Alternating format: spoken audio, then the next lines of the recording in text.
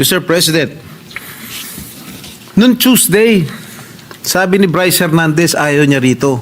Kayo na po ang Senate President noon.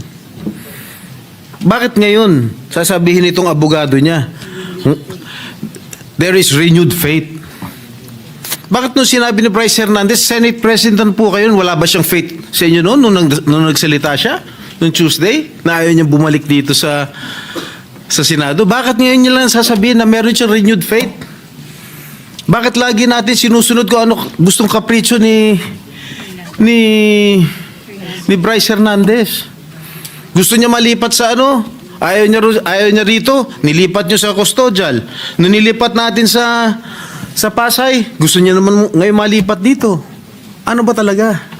Why are we giving so much importance or credence to this person who is a liar, who is the number one suspect of this corruption, what is happening in our country today? Bakit? Bakit? Meron ba nagproprotection sa House of Representatives?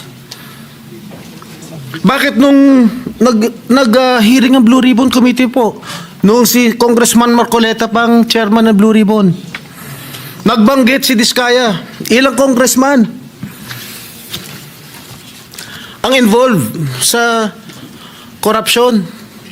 Pagdating nung kinabukasan, hindi na front page, hindi masyadong pinag-usapan. Nung si Bryce Hernandez na nagbanggit ng 2 senador, front page na kagad kami. Kahit hindi totoo yung sinasabi niya, na walang basihan. 30% commission daw.